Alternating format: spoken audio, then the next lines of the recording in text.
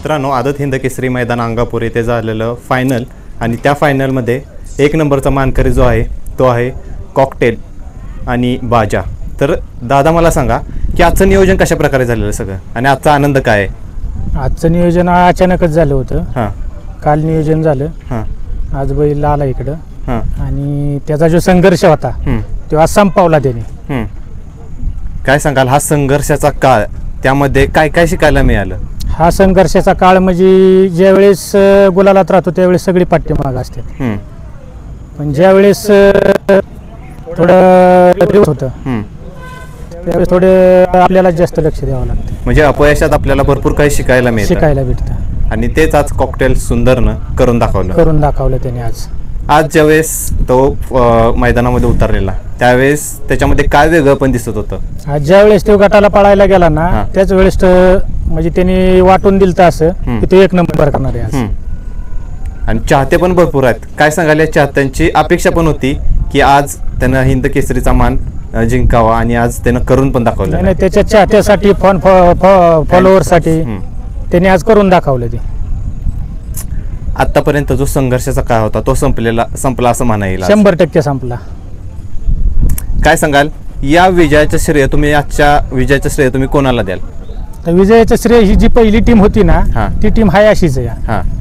म्हणजे तो जरी त्याचा बॅड पॅच चालू झाला तरी ह्या टीम मधलं कोण मागं हटलं नाही, कायम त्याच्यासोबत राहिले. या संघर्षाच्या काळामध्ये त्याची प्रॅक्टिस, त्याचा खुराक, यामध्ये कसं तुमचं सगळं नियोजन चालू होतं? नियोजन हाय असंच पहिल्यापासून चालू आहे त्याचं. त्यातून त्याला तो कमी पळाला तरी त्याला काही कमी केलेलं नाही किंवा काय केलेलं नाही. ज्यावेळेस फायनलचा फेरा सुटला, निकाल घेतला, काय आनंद होता तो? तो आनंदच वेगळा होता. कारण बैल 5 दिवस झालं मोरगावला आला आणि एक नंबर केला त्याने आज. म्हणजे तो आनंदच वेगळा होता. बरोबर. आणि फॅन्स पण होते त्याचे, त्यांच्यासाठी पण हा खूप आनंदाचा दिवस आहे की त्यानं एवढ्या संघर्षाच्या काळातून टिकून आज कमबॅक चांगला केला. आणि याच्यासोबत होता बाजा. त्या बाजाबद्दल काय सांगाल? बाजा बी चांगला खोंड पळतो. म्हणजे त्याचं बी असंच चालू होतं, त्याचं बी बॅड पॅच चालू होतं. म्हणजे आज दोघं बॅड पॅचची गाडी जमली आणि त्यांनी करून दाखवलं. दोघांनी पण सुंदर कमबॅक केला. आज ड्रायव्हर कोण होतं गाडीवर? ड्रायव्हर सनी ड्रायव्हर. काय म्हणाले ज्यावेळेस सेमीचा फेरा सुटला, सेमी पूर्ण झाला आणि फायनलसाठी तुम्ही पात्र झाला, त्यावेळेस काय संभाषण होतं आणि फायनल नंतर काय संभाषण झालं? सेमी पळून आल्यानंतर सनी ड्रायव्हर म्हणला आज एक नंबर करून जायचं इथून, आणि ती करून दाखवलं. ते करून दाखवलं आज. तर मित्रांनो, बघू शकाल संघर्षाचा काळ संपलेला आहे कॉकटेलचा, सुंदरचा, आणि आज अखेर त्याने गुलाल घेतलेला आहे. आज खूप मोठा संघर्ष पूर्ण झाला. तर काय सांगाल आता पुढचं आगामी नियोजन काय असणार आहे कॉकटेलचं? ती सगळ्यांच्या विचारानेच होतं.